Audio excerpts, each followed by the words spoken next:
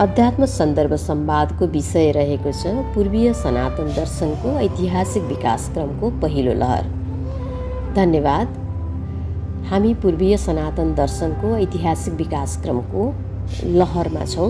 यसअघिको पाठमा हामीले पूर्वीय सनातन अध्यात्म दर्शनको ऐतिहासिक विकासक्रमको पृष्ठभूमिलाई जान्यौँ र सँगसँगै थोरै पाश्चात्य दर्शनको पृष्ठभूमिलाई पनि जोड्यौँ। कहिलेबाट सुरु भयो र कोबाट सुरु भयो भनेर।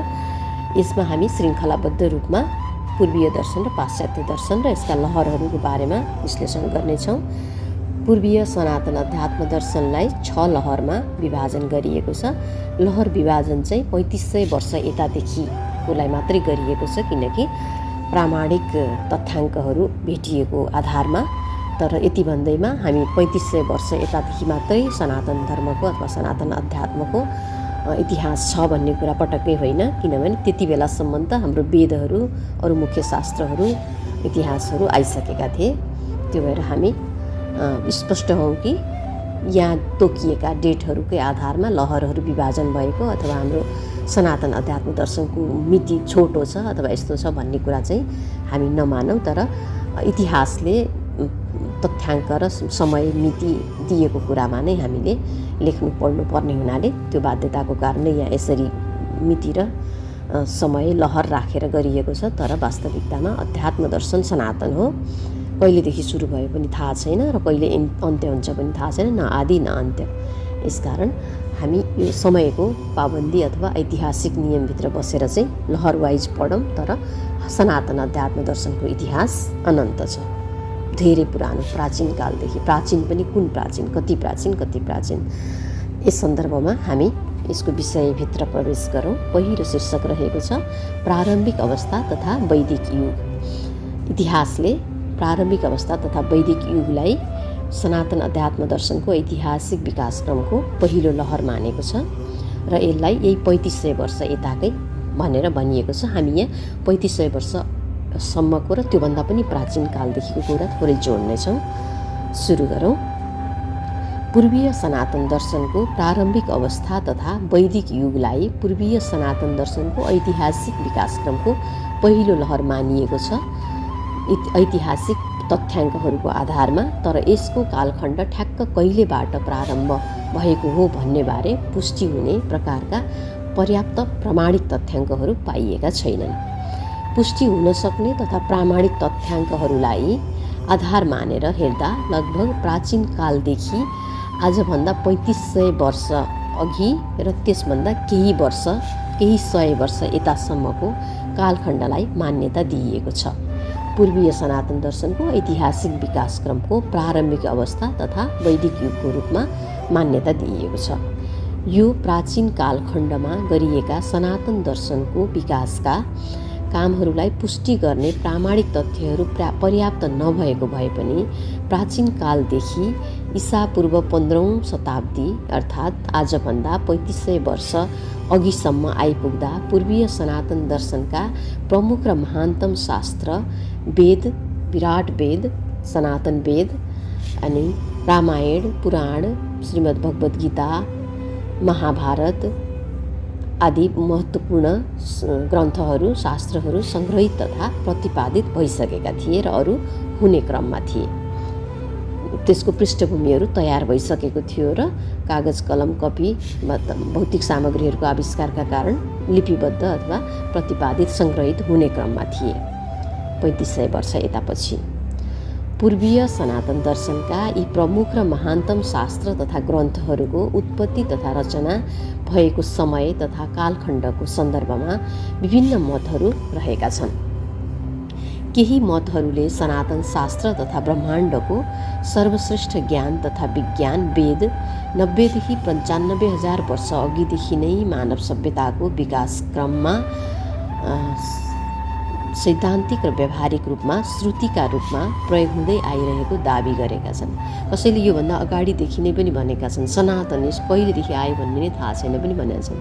पृथ्वी होइन, ब्रह्माण्डको सृष्टिदेखि परब्रह्मको मुखारबिन्दबाट आएको सृष्टिको संरचना चलाउनलाई यो अपौरुषीय हो, स्वयं परमात्माको मुखारबिन्दबाट आएको परमात्मा प्रदत्त हो भनेर भन्ने मतहरू पनि छन्।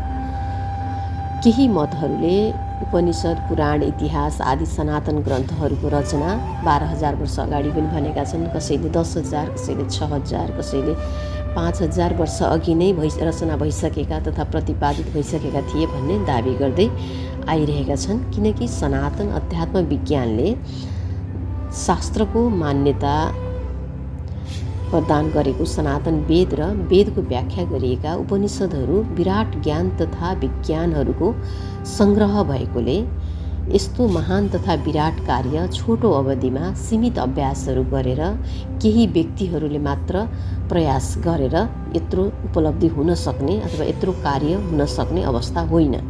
यस्ता कार्यहरू दशौँ हजार वर्ष लगाएर अनेक प्रकारका हजारौँ खोज तथा अनुसन्धानहरू गरेर पुस्तौँ पुस्ताका हजारौँ ऋषि मुनि, तपस्वी, योगी, साधु, सन्त, गुरु, महागुरु, ऋषि मनीषीहरूले अनवरत रूपमा गरेका तपस्या तथा साधनाका क्रममा उहाँहरूलाई स्वअनुभव तथा स्वअनुभूतिमा आएका गम्भीर, रहस्यमय, चमत्कारिक, परालौकिक, दिव्य ज्ञान तथा विज्ञानहरूलाई सङ्ग्रह गर्दै गर्दै गर्दै निरन्तर काम गरेका हुनाले यी महानतम सनातन शास्त्र तथा ग्रन्थहरू वर्तमान समयमा हाम्रो सामु यो स्वरूपमा, यो भोल्युममा यति विराट ज्ञानका साथ उपलब्ध भएका छन् र अध्यात्म विज्ञानको आकाशमा स्थापित भएका छन्। ईसापूर्व 15औँ शताब्दीभन्दा निकै नै अघिदेखि प्रामाणिक तथ्याङ्क छैन भन्दैमा हामीले 3500 वर्ष अगाडिबाट सुरु भएको भन्ने खालको एउटा सीमित घेराभित्र हाम्रो सनातन अध्यात्म विज्ञानलाई राख्नु हुँदैन। योभन्दा धेरै प्राचीन पहिलादेखि नै प्राचीन युगदेखि नै अवस्थादेखि नै आएको हो, सत्ययुग, त्रेतायुग, द्वापर युगदेखि नै।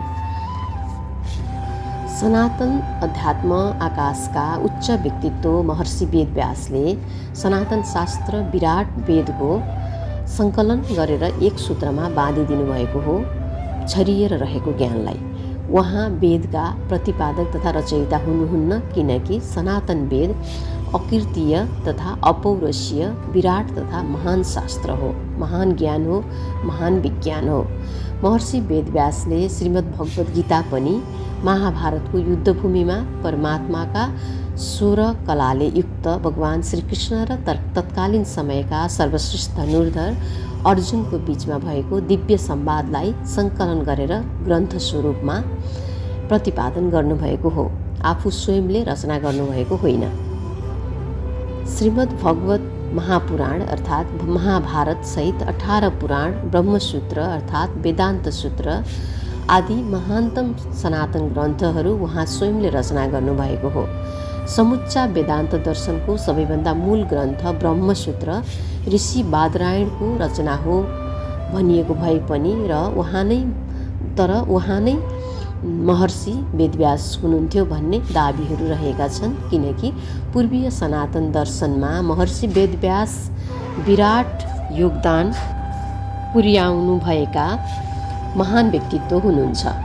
तर सनातन अध्यात्म आकाशका अर्का उज्जवल तारा तथा नववेदान्त नियो वेदान्तका प्रमुख प्रणेता स्वामी विवेकानन्दको मतानुसार वेदव्यास कोही एक व्यक्ति नभएर यो एक सत्ता तथा गुरु परम्परा हो र यो मत अत्यन्तै तार्किक र सान्दर्भिक छ। किनकि कुनै एक व्यक्तिले अत्यन्तै लामो समय लाग्ने यतिका धेरै कामहरू गर्न सम्भव थिएन र हुँदैन। यसकारण पूर्वीय सनातन दर्शनको ऐतिहासिक विकासक्रमको पृष्ठभूमि प्रारम्भिक अवस्था वैदिक काल तथा पहिलो लहर ईसापूर्व 15औँ शताब्दीभन्दा अगाडि नै निकै नै लामो समय रहेको हुन सक्ने अनुमान स्पष्ट रूपमा गर्न सकिन्छ। यस सन्दर्भमा पर्याप्त प्रामाणिक तथ्याङ्कहरू उपलब्ध नभएका भए पनि, किनकि सनातन षट्दर्शन मध्येको एक न्याय दर्शनका अनुसार अनुमान पनि एउटा सशक्त प्रकारको प्रमाण नै हो। सनातन अध्यात्म दर्शनको ऐतिहासिक विकासक्रमको प्रामाणिक कालखण्ड अथवा 3500 वर्ष यता भएको आधारमा यो समय अथवा यो कालखण्डलाई पूर्व वैदिक काल र उत्तर वैदिक काल भनेर विभाजन गरिएको छ। पूर्व वैदिक कालमा प्रारम्भिक अवस्था तथा वैदिक युगका मूल शास्त्र वेद र उपनिषद, सनातन वेदकै व्याख्या उपनिषद्ले गरेको पाइन्छ। यी शास्त्रहरू अस्तित्वमा अथवा सङ्कलनमा प्रतिपादनमा आइसकेका थिए। यस पश्चात बिस्तारै 3000 वर्ष आजभन्दा अगाडिबाट अथवा 2800, 2900, 2700 पनि भनिएको छ कतै उत्तर वैदिक काल सुरु भएको मानिन्छ। पूर्व वैदिक कालमा यी सनातन शास्त्रहरू भए र पूर्व वैदिक कालमा बिस्तारै पुराणहरू आएका, कथाहरू आएका भनेर पनि पढ्न पाइन्छ कतै। तर यसको बारेमा कतै केही कुरा पढ्न पाइन्छ, कतै अर्को कुरा पढ्न पाइन्छ। त्यो भएर कुन चाहिँलाई प्रामाणिक मानेर लेख्ने भन्ने पनि अलिकति दुविधा हुँदो रहेछ। तर हामीले स्पष्ट रूपमा के बुझ्नुपर्छ भने प्राचीन कालदेखि नै निरन्तर आइरहेको छ सनातन अध्यात्म दर्शनको विकासक्रम। यसमा इतिहासले 3500 वर्ष अगाडिबाट प्रामाणिक रूपमा केही छिटफुट प्रमाणहरू भेटेको भए भएर त्यो समयदेखि यता भन्छ। तर त्यो समयमा वेदहरू सङ्कलित भइसकेका थिए, भगवद् गीता पनि आइसकेको थियो, भागवत पुराण पनि आइसकेको थियो, अनि उपनिषदहरू आइसकेका थिए। अरू स्मृतिहरू, काव्यहरू पनि आउने क्रममा थिए। अनि यसैमा चाहिँ हाम्रो सनातन अध्यात्म धर्मको अथवा विज्ञानको परिपाटीहरू, पूजापाठ, यज्ञ, होमादिहरू, उपासनाका विधिहरू समग्रमा भन्नुपर्दा ती व्यवस्थित भइसकेका थिए। अनि त्यसैलाई अनुसरण गर्दै गर्दै आउने क्रममा र त्यसैलाई अझै बुझाउँदै जाने क्रममा त्यति बेलाको समाजको व्यक्तिहरूलाई, मनुष्यहरूलाई अनि अझै नयाँ नयाँ कृतिहरू, पुराणहरू, अरू साना उपनिषदहरू अथवा स्मृतिहरू, इतिहासहरू, खण्डकाव्य, आध्यात्मिक साहित्यहरू भनौँ समग्रमा आउन थाले। अनि सनातन वेदमा उल्लेख गरिएका केही हाम्रा पूजा विधिहरू, यज्ञ अनुष्ठानहरूको चाहिँ अलिकति अनियमित अर्थ अथवा अप्रभंश गरेर त्यतिखेर तत्कालीन 3000 वर्ष यतादेखि भनौँ तत्कालीन पुरोहितहरूले, ब्राह्मणहरूले आफू खुसी अर्थ लगाउन थालेको, आफू खुसी प्रचलन बनाएको, आफू खुसी मन्त्र बनाएको, बलि प्रथा सुरु गरिदिएको, यस्ता कारणहरूले चाहिँ समाज विभाजित भयो। अनि समाज विभाजित हुने क्रममा आस्तिक र नास्तिक समाजमा विभाजित भयो। आस्तिक भन्नाले वेदमा भएकै कुराहरूलाई अथवा सनातन शास्त्रहरूमा भएका कुराहरूलाई अनुसरण गर्नेलाई आस्तिक भनियो, जसले हुबहु अनुसरण गर्छ। अब त्यसमा अनर्थ पनि लगाइए, अर्कै परिभाषा पनि लगाइए समय सान्दर्भिक हुने गरी अथवा स्वार्थी भावले, र त्यसलाई विरोध गरेर अर्को खण्ड, अर्को समाजको भाग उभियो, त्यसलाई चाहिँ नास्तिक भनियो। त्यही नास्तिक धारबाट बौद्ध दर्शन र जैन दर्शन अनि अर्को चारवाक दर्शन पनि आएको हो भन्ने पढ्न पाइन्छ। तथ्याङ्कहरूमा त्यस्तो उल्लेख छ। यसकारण सनातन धर्मको, सनातन अध्यात्म दर्शनको विकास क्रममा आस्तिक र नास्तिक भनिए पनि यसैको विकासक्रमको महत्त्वपूर्ण पाटो हो आस्तिक दर्शन पनि र नास्तिक दर्शन पनि। किनभने सनातन अध्यात्म दर्शनको वेद पुराणहरू अथवा पुराना दर्शनहरूले, पुराना शास्त्रहरूले व्यवस्था गरेको कुरालाई मान्ने समूह एउटा र नमान्ने समूह अर्को। व्यक्ति त तिनै हुन्, समाज त त्यही हो। मान्न नि पाइन्छ, नमान्न पनि पाइन्छ, स्वतन्त्रता सबैलाई हुन्छ। अनि मान्ने समूहलाई आस्तिक अथवा सनातनी भन्दै लगियो। सनातनी बौद्ध पनि हो, जैन पनि हो र चारवाक मान्ने पनि हो। किनभने त्यतिखेरको समाजदेखि निरन्तर आएको पूर्वीय दर्शन भित्रै पर्छ। नवदर्शन भनेर भन्छौँ हामीले। यता वेद मान्ने 6वटा दर्शन र वेदका कुराहरूलाई विषयहरूलाई नमान्ने 3वटा दर्शन भनेर त्यसरी मत विभाजन भएको हो। तर विकासक्रम चाहिँ एउटै हो। अनि यहाँ त्यसपछिबाटको जस्तो कर्मकाण्डको युग सुरु भयो उत्तर वैदिक कालमा, अनि त्योभन्दा अझै अगाडिदेखि नै। अनि कर्मकाण्डमा चाहिँ नि अनियमितताहरू धेरै हुन थाले। पुरोहितहरूले आफ्नो आफ्नो परिभाषाअनुसार चलन बनाएर, मन्त्र बनाएर, परिपाटी बनाएर समाजलाई चाहिँ मिसलिड गर्न थाले। अनि त्यसपछि त्यो विरोधमा अर्को समूह उत्रियो। अनि यसैको जङ हुँदाहुँदै, युद्ध हुँदाहुँदै अथवा मतभेद हुँदाहुँदै, वैचारिक मतभेद हुँदाहुँदै समाज दुईतिर विभाजित भयो, नास्तिक र आस्तिक, अथवा यो दर्शन त्यो दर्शन ऊ दर्शन भनेर। अनि नास्तिक दर्शनले जित्यो लामो समयसम्म, यता वैदिक दर्शन तल पर्यो। अनि फेरि बिस्तारै बिस्तारै वैदिक दर्शनले जित्यो। यो यही नै छ हाम्रो 6 लहरसम्मको कुराकानी, विषय, संवाद यही नै। यसपछि आफ्नो उत्थान गर्नलाई सनातनी वेददर्शीहरू अथवा आस्तिकदर्शीहरूले केही गरे। अनि फेरि यता नास्तिक दर्शन मान्नेहरूले केही गरे। त्यही नै लगभग युद्ध छ।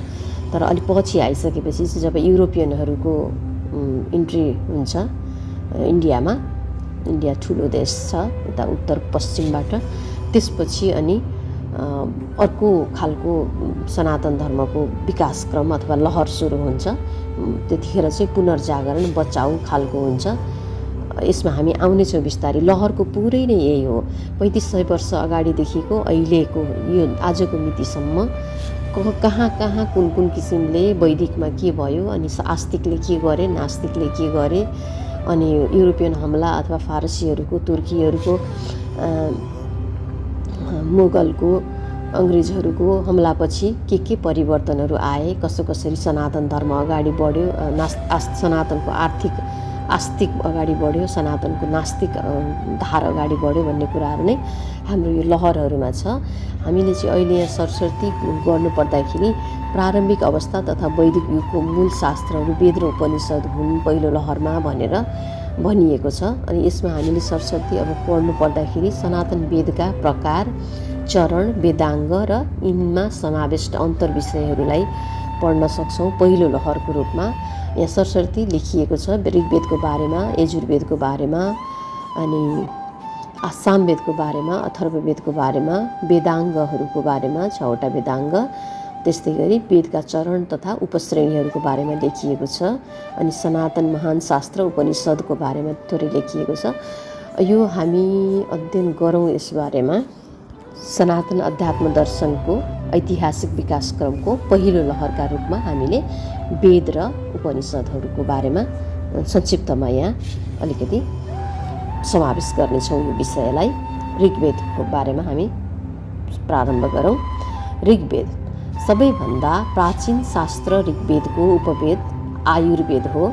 ऋग्वेदमा अधि जोड आत्मा अर्थात् परम जोड आत्मा, परमात्मा, ईश्वर, ब्रह्म, परब्रह्म, ब्रह्माण्ड तथा ब्रह्माण्डको सृष्टि, ब्रह्माण्डको अन्तिम सत्य तथा ब्रह्माण्डको मूल स्रोत तथा मूल स्वरूप, यसलाई जान्ने विधि अर्थात् अध्यात्म साधना तथा योग ध्यान साधना, साधनाबाट परमात्मा साक्षात्कार, परमात्मामा योगस्थ र मोक्ष तथा निर्वाणमा उपलब्ध आदि दिव्य तथा परालौकिक विषयका महाज्ञान तथा महाविज्ञानहरू समेटिएका छन् ऋग्वेदमा।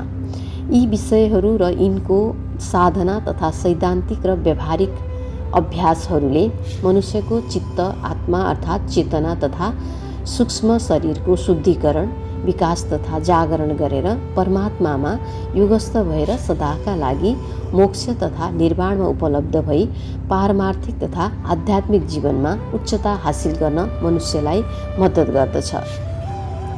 ऋग्वेदको उपवेद आयुर्वेदले मनुष्यको काया शुद्धि अथवा शरीर शुद्धि तथा आरोग्यतामा बढी प्राथमिकता प्रदान गरेको छ, ताकि मनुष्यका स्वास्थ्य, शरीर र जीवनका सबै सांसारिक आयामहरू अर्थात् उसको सांसारिक जीवनका सबै अवस्थाहरू हर प्रकारले आरोग्य, व्यवस्थित तथा विकसित रहून् र परमात्मा प्राप्तिका लागि उसले अनिवार्य रूपमा गर्नुपर्ने अध्यात्म साधना तथा योग ध्यानका विधि तथा पद्धतिहरूको निष्ठापूर्वक अनुसरण, प्रयोगात्मक अनुसरण तथा अभ्यास गर्नका लागि उसलाई शारीरिक शरीर, मानसिक शरीर, प्राणिक शरीर, भावनात्मक शरीर, बौद्धिक शरीर, आत्मिक अर्थात् चेतनात्मक शरीरले साथ, सहयोग तथा सहजता प्रदान गर्न सकुन् र उसले सहज ढङ्गले साधना गर्दै आफ्नो सांसारिक जीवनको साथसाथ आफ्नो आत्मा र चेतनाको विकास गर्दै, आत्मा अर्थात् चेतनाको विकास गर्दै पारमार्थिक तथा आध्यात्मिक जीवनमा पनि उल्लेख्य प्रगति गर्न सकोस्। यहाँ स्पष्ट के भनियो, ऋग्वेदमा साधना, अध्यात्म साधना तथा योग साधना गरेर परमात्मामा योगस्थ हुन सकिन्छ। मनुष्यले आफ्नो चेतनाको विकास, आत्माको विकास गरेर भनिएको छ। अनि त्यसपछि यो साधनालाई चुस्त दुरुस्त र सहज गराउनलाई मनुष्यको काया शुद्धि हुनु अति आवश्यक हुन्छ। शरीर स्वस्थ हुनु अनि उसको सांसारिक जीवन सहज हुनु, हर प्रकारले सहज भएपछि उसले आध्यात्मिक साधनामा अथवा अध्यात्म साधनामा, योग साधनामा आफूलाई सहजै लगाउन सक्छ र उसको पारमार्थिक जीवन तथा आध्यात्मिक जीवन अथवा उसको सूक्ष्म शरीर अथवा उसको आत्मा तथा अर्थात् चेतनाको विकास गरेर मोक्षमा उपलब्ध हुन सक्छ भन्ने कुरालाई विशेष जोड दिइएको छ ऋग्वेदमा। सनातन अध्यात्म विज्ञानका शास्त्रहरूमा सबैभन्दा प्राचीन, सबैभन्दा ठुलो र सबैभन्दा जेठो ऋग्वेदपछि अर्को वेद रहेको छ यजुर्वेद। यसको विषयभित्र हामी प्रवेश गरौँ। सनातन वेदका चारवटै भाग तथा प्रकारहरूको मूल ध्येय मनुष्यलाई अध्यात्म साधना तथा योग ध्यान साधनामा अभ्यस्त गराएर उसको सांसारिक र पारमार्थिक तथा आध्यात्मिक जीवनको विकास गराएर परमात्मा साक्षात्कारसम्म पुर्याउनु र सदाका लागि परमात्मामा योगस्थ गराउनु रहेको छ। ऋग्वेदमा निराकार परमात्मा अर्थात् ईश्वरको साधनाको विषय उल्लेख गरिएको छ, तर फरक फरक मनुष्यहरूको प्रकृति र उनीहरूको आत्मा अर्थात् चेतनाको स्तर तथा विकासको अवस्था फरक फरक प्रकार तथा तहको हुने हुनाले सबैलाई निराकार परमात्माको उपासना गर्न सहज हुँदैन। उनीहरूले निराकार परमात्मालाई अनुभव तथा अनुभूतिमा उतार्न नै सक्दैनन् र यस्तो अवस्थामा प्रभावकारी ढङ्गले निराकार परमात्मा प्राप्तिका लागि गरिने अध्यात्म साधना तथा योग ध्यान साधनाका विधि तथा पद्धतिहरू प्रभावकारी ढङ्गले हुन सक्दैनन् तथा उनीहरूले अनुसरण गर्न सक्दैनन्। यस्ता प्रकारका मनुष्यहरूका लागि यजुर्वेदमा समाविष्ट विषय सहज र सजिलै बुझिने प्रकारका रहेका छन्।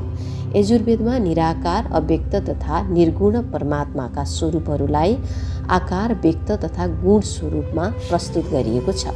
भगवान, देवी देवता, अवतार आदिका रूपमा र परमात्माका यी आकार, व्यक्त तथा गुण स्वरूपका भगवान, देवी देवता, अवतार पुरुषहरू अथवा सिद्ध आत्मा, चैतन्य चेतनाको उपासना तथा पूजा अनुष्ठानका साधना विधिहरू, कर्मकाण्ड, संस्कार तथा देव कार्य, पितृकार्यहरू मार्फत विभिन्न संस्कार, संस्कृति, परम्परा आदिका रूपमा अलग अलग किसिमले अनुसरण गर्न सिकाइएका तथा बताइएका छन्, ताकि अध्यात्मका मुमुक्षुहरूलाई कर्मकाण्डका साधना विधिहरू, यज्ञ, पूजा, अनुष्ठान, भक्ति, सेवा, उपकार, दान, पुण्य आदि कामहरू मार्फत उनीहरूको सांसारिक र पारमार्थिक तथा आध्यात्मिक जीवनको विकास हुन सकोस् र यही माध्यमबाट परमात्मामा एकाकार तथा योगस्थ भएर सदाका लागि मोक्ष तथा निर्वाणमा उपलब्ध हुन सकुन् भन्ने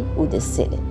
ऋग्वेदको उद्देश्य फरक थियो। निराकार परमात्माको उपासना गर्नुपर्छ, ध्यान योग गर्नुपर्छ भन्ने किसिमले, तर निराकार परमात्माको उपासना गर्न सबैका लागि सहज नहुने भएकोले आकार स्वरूपको आवश्यकता परेको हुनाले यजुर्वेदले आकार स्वरूप र आकार स्वरूपलाई कसरी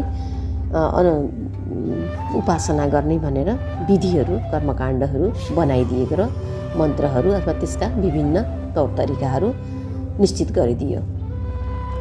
सनातन अध्यात्म विज्ञानको दोस्रो महानतम शास्त्र यजुर्वेदको उपवेद धनुर्वेद रहेको छ र यसको मूल विषय राजनीति, कूटनीति, युद्धनीति तथा धर्मनीति आदि रहेको छ, जसको माध्यमबाट समाजमा धर्मको हानि हुनबाट बचाएर नराम्रा शक्ति तथा विषयहरूलाई दबाएर राम्रा शक्ति तथा विषयहरूलाई फैलाएर समाज, राज्य, विश्व, प्रकृतिमा अमन चयन कायम गर्नु रहेको छ।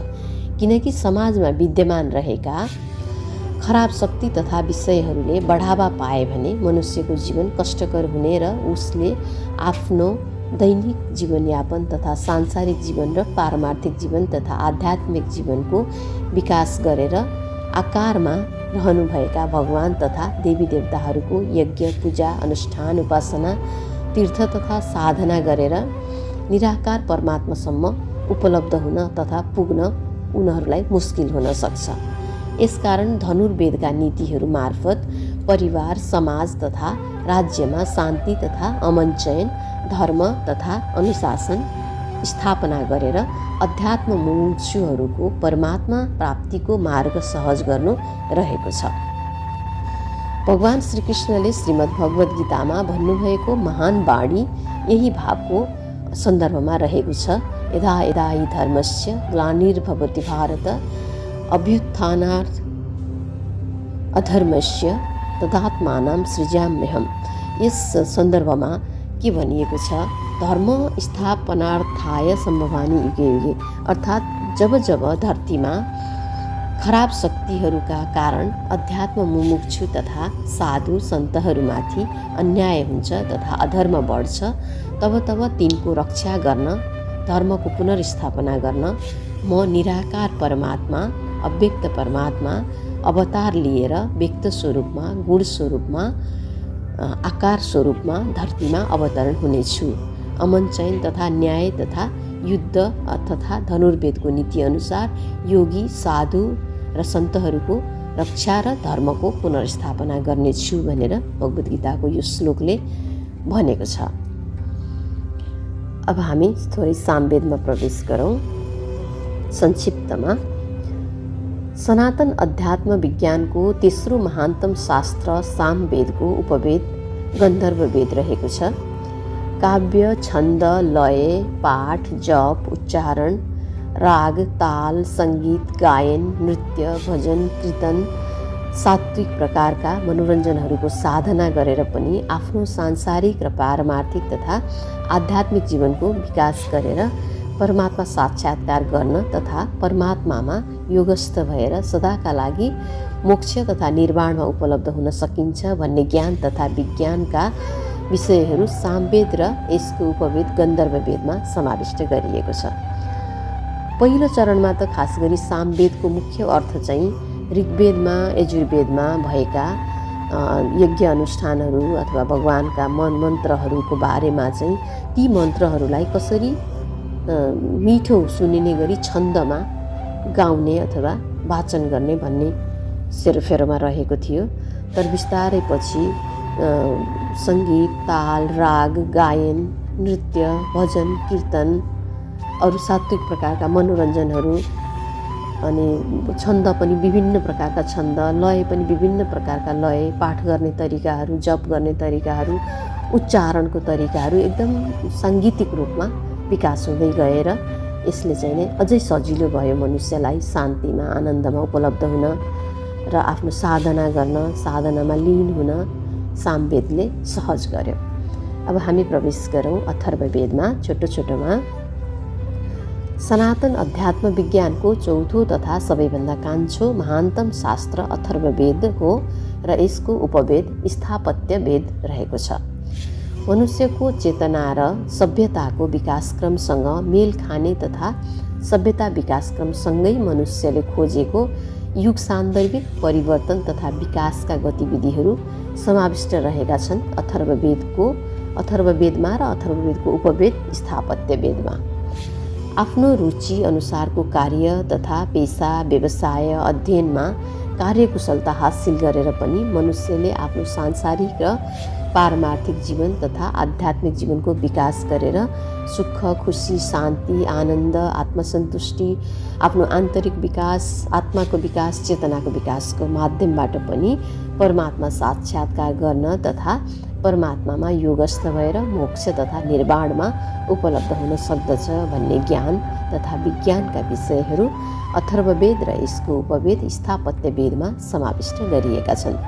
वर्तमान विश्वमा व्यावहारिक रूपमा अभ्यास गर्दै आइएका इन्जिनियरिङ, गणितहरू, कम्प्युटिङ, वास्तुशास्त्र, ज्योतिषशास्त्र, समाजशास्त्र, मानवशास्त्र, अर्थशास्त्र, भौतिक शास्त्र, जैविक शास्त्र, रसायनशास्त्र, निर्माणशास्त्र, जति पनि हाम्रा अहिलेका नयाँ अध्ययनका विषयहरू छन्, यी सबै विषयहरू अथर्ववेद र यसको उपवेद स्थापत्य वेदबाट निश्चित भएर आएका हुन्। अनि यिनै ज्ञानहरूलाई, यिनै चिजहरूलाई, यिनै विषयहरूलाई अझै बढावा दिन विभिन्न पुरस्कारको व्यवस्था, विभिन्न प्रमोसनका व्यवस्थाहरू, जस्तै नोबेल पुरस्कार पाउने, सबभन्दा उत्कृष्ट काम गरेकोले, त्यस्तै गरी उत्कृष्ट कला प्रस्तुत गरेकोले ओस्कार पुरस्कार पाउने, उत्कृष्ट पत्रकारिता, उत्कृष्ट चिकित्सा, उत्कृष्ट के भनेर हामीले जुन पाउँछौँ त्यो सबै चाहिँ यही हाम्रो वेदबाटै आएका ज्ञानहरूलाई अझै निखारेर मनुष्यको सभ्यता अझै विकसित होस्, मनुष्यको जीवनशैली अझै राम्रो होस्, उसको स्थूल शरीर, सूक्ष्म शरीरको विकास, आन्तरिक विकास, बाह्य विकास, ऐश्वर्यवान होस्, सबै विकास होस् भन्ने किसिमले नै सबै प्रयत्नहरू प्राचीन कालदेखि अहिलेसम्म गरिएका सबै प्रयत्नहरू, मानव विकासका सबै कार्यहरू यही मनुष्यको जीवन जिउने कला राम्रो होस्, जीवन राम्रो होस् भन्ने नै रहेको छ। र यी सबै ज्ञानहरू, विज्ञानहरू सबै सनातन वेदबाट निश्रित भएका हुन्, यसमा शङ्का छँदै छैन। सनातन अध्यात्म दर्शनको ऐतिहासिक विकास क्रममा 4 वेदपछि हामी थोरै उपनिषद्लाई विश्लेषण गरौँ यहाँनिर, किनकि पहिलो लहरमा यही 2टा शास्त्रलाई मुख्य मानिएको छ, अरू पनि छन् चाहिँ, तर हामीले यो 2टा शास्त्र, 2टा मतलब वेद र उपनिषद। उपनिषद अलग होइन, वेदकै वर्णन हो, व्याख्या हो।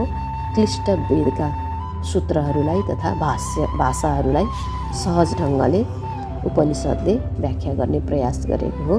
तर उपनिषद पनि त्यति सहज त छैन, क्लिष्ट नै छ। त्यसकारण उपनिषदभन्दा पछि अरू पुराणहरू उदाहरणसहित, लक्षणासहित, उपमासहित र दर्शनहरू अथवा त्योभन्दा पनि अझै सहज हुँदै अहिले पछिल्लो चरणमा चाहिँ धेरैवटा शास्त्रहरू, पुस्तकहरू, ग्रन्थहरू, किताबहरू आएका छन्।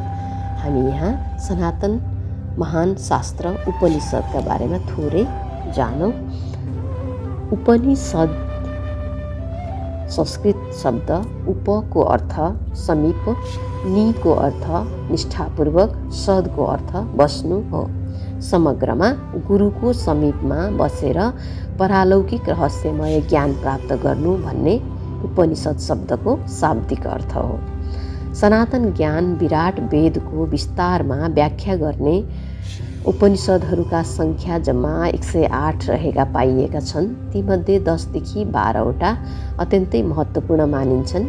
बृहदारण्यक यजुर्वेदसँग सम्बन्धित र छान्दोग्य सामवेदसँग सम्बन्धित उपनिषद सबैभन्दा पुराना मानिन्छन्। उपनिषदलाई वेदको अन्तिम भाग तथा अन्तिम हिस्सा मानिने हुनाले वेद अन्त तथा वेदान्तका रूपमा पनि सम्बोधन गर्ने गरिन्छ। उपनिषदहरूमा अत्यन्तै गहिरा दार्शनिक ज्ञान विज्ञानका विषयहरू, आत्मा, परमात्मा, ईश्वर, ब्रह्म, अद्वैत, ब्रह्माण्ड, जगत, जीवन, कर्म, मोक्ष आदि परालौकिक मूल्य मान्यताहरू रहेका छन्। यसकारण उपनिषदहरू नै पूर्वीय सनातन आकाशका प्रमुख तथा सर्वोच्च दार्शनिक शास्त्र तथा दर्शनहरू हुन्। वेदपछि वेदकै व्याख्या उपनिषद हो।